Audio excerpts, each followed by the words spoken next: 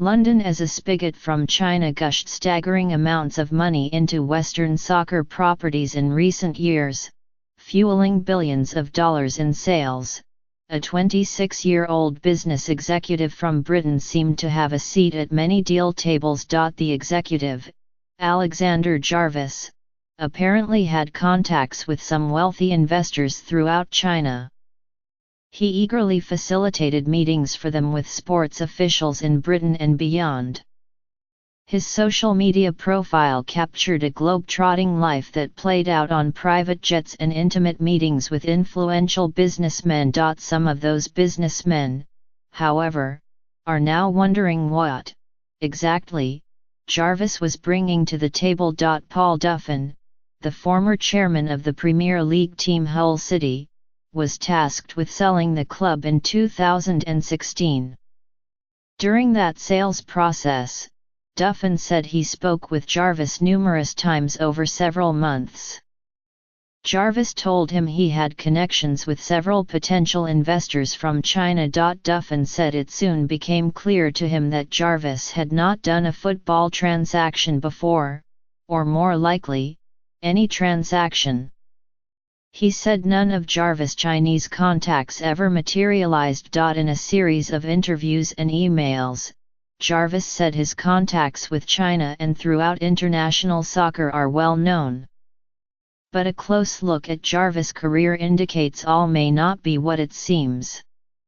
Company records and interviews with people who have dealt with Jarvis indicate that Jarvis may have overstated his connections with some of the top figures in the sport and exaggerated his partnerships and associations with top clubs and companies, some of which have asked him to stop trading on their names. None of that stopped him from becoming a go-to source for journalists who have been trying to make sense of a Chinese soccer spending spree that has sent cash westward after President Xi Jinping announced in 2015 he wanted to turn the country into a soccer powerhouse. Jarvis has been quoted as an expert throughout international news media reports, which has helped open doors for him and get executives to take his calls in a world where everyone is always searching for the next deal. Nothing indicates that Jarvis has acted illegally. However, his rise shows how someone with apparently little in the way of experience or a track record of success can forge a reputation with relative ease, especially in the largely unregulated realms of international soccer. In the football space, I've got unlucky on a few big things, been screwed over on some things. But I've not lied, said Jarvis, whose company, Blackbridge Cross Borders, recently posted debts of more than $60,000, according to public filings. Everything that's on the credentials and background is all real. An annual accounts filing published by Britain's Companies Register in February showed Blackbridge had just over £1,000, $1,378, in cash. Jarvis appears to be the only shareholder in the company. Jarvis registered a small victory recently, playing a supporting role in a deal consummated last week. Darren McAnthony, the chairman of the third division club Peterborough United, said Jarvis had introduced him to the Canadians Jason Neal and Stuart Thompson, who bought 50% of the club. In 2016, the most recent year for which figures are available, the club lost nearly $3 million on revenues of about $8.60 million. David Taylor, the former chairman of Woking FC, a semi-professional soccer team based near London, said Jarvis had been brokering a bid to buy the club involving undisclosed property developers. The process has gone on for months, but Taylor said he was grateful Jarvis had devoted as much time as he had to our little club given his stature in the business world. Not everyone shares Taylor's high opinion of Jarvis. Barnsley, a second division club based in northern England, was looking for new investors last year. Jarvis had established a relationship with Jian Li, a Chinese-American businessman who owns the French club Nice and is now part of the ownership group at Barnsley. Jarvis introduced the businessman to several soccer teams in Britain.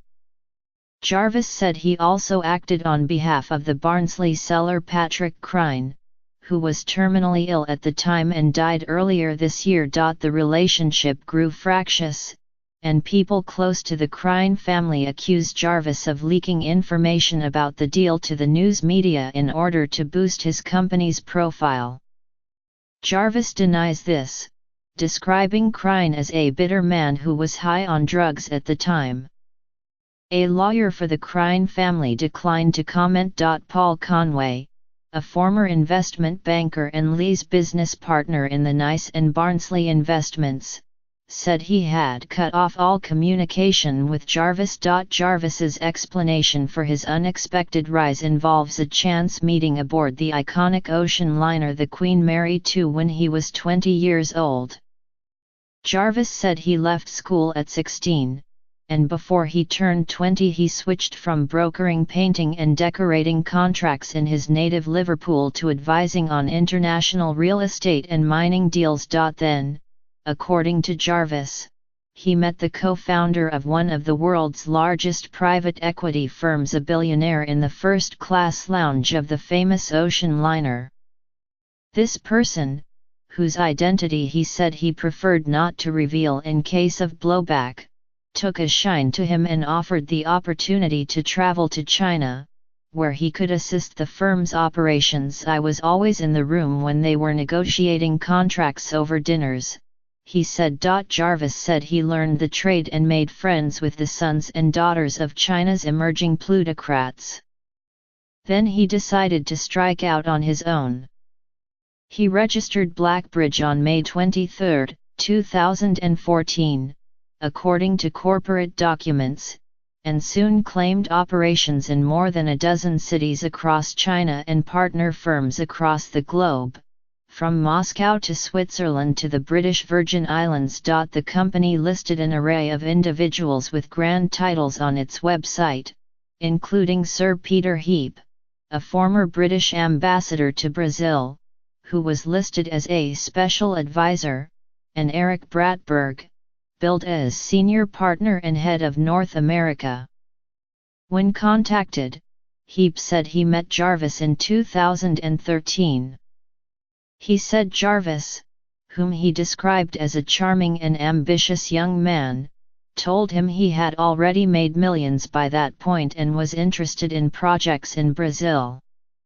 It didn't come to anything, Heape said. Jarvis declined to disclose the source or size of his wealth. Bratberg, a fellow at the Carnegie Endowment for International Peace in Washington, connected with Jarvis via LinkedIn.